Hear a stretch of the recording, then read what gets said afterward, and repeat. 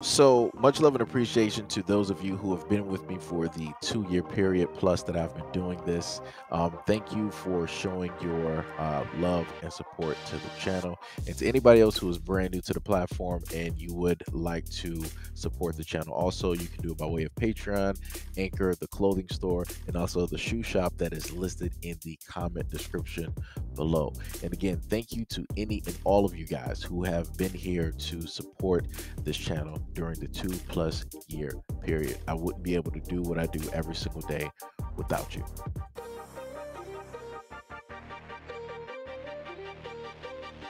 A 17-year-old had her life taken, and it was by a 19-year-old who allegedly targeted her for hurling water over staff at a Chicago McDonald's.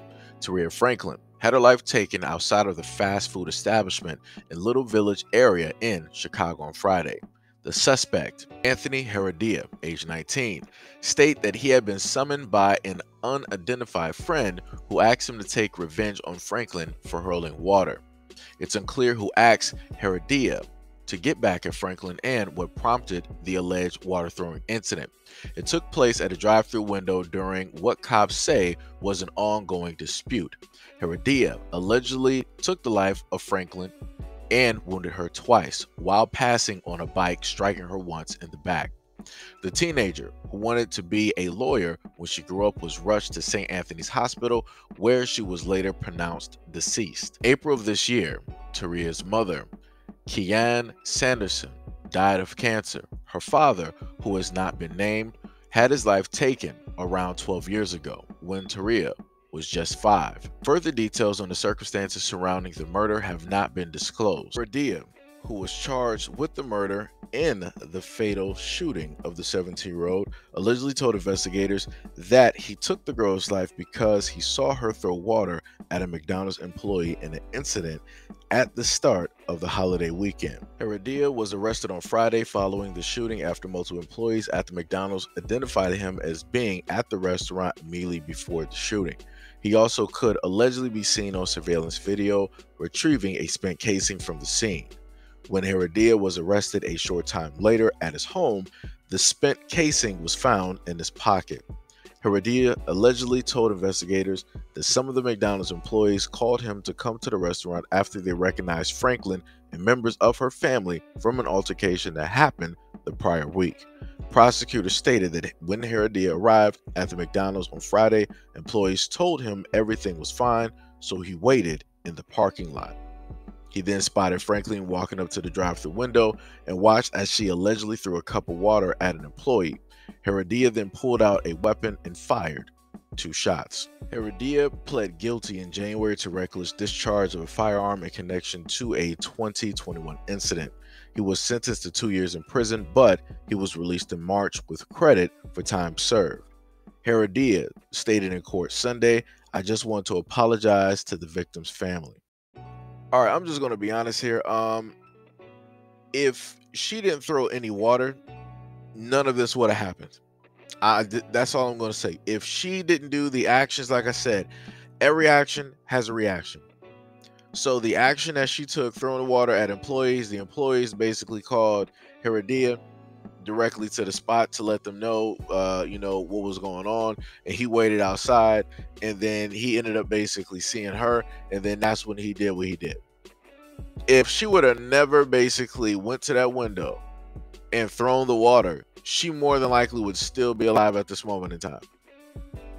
Still be alive at this moment in time. Like I said, I don't know what to tell people no more. I just don't.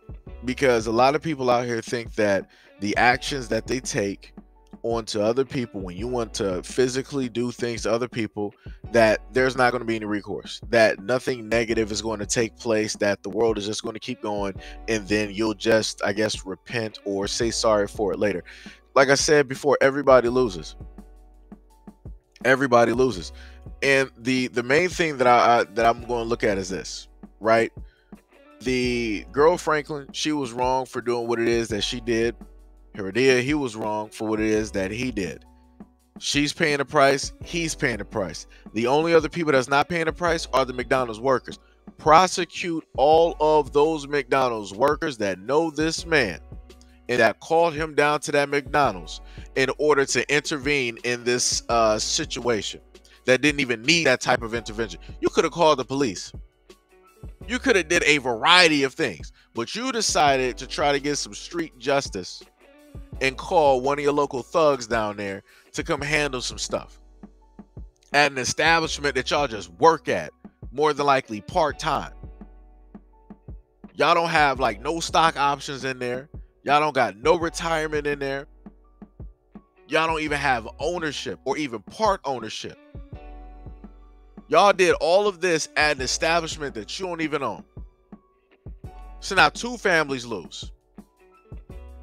Two families lose because of the choices from individuals to have other people basically intervene in something.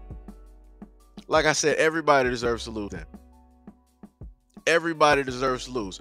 Whatever time that he gets and he's held without bond, give that to every single McDonald's worker that was there during that day, that had contact and that talked to this man.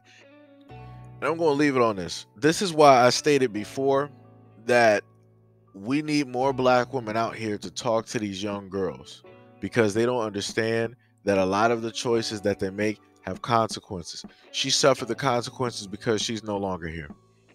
You can't bring up, oh, what about the mother? The mother died of cancer. You can't bring up, oh, the father, he died 12 years before that.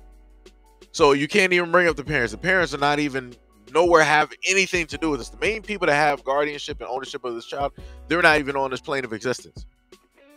So therefore, it was up to other people to step in, people who are either of the community or of that family, to basically step up and step in and to basically guide her. But obviously that did not take place. And like I told y'all before, the main thing that is going to happen is that you're going to start to see more and more of these young girls acting in this type of manner, thinking that there is not going to be any consequences to any of their negative actions as they decide to go out here into the world at these young ages. And if they are not corrected right now, oh, it's over for them when they're older women. It's over. It's curtains. It ain't nothing you're going to be able to do for them then. They're just going to become habitual offenders with records.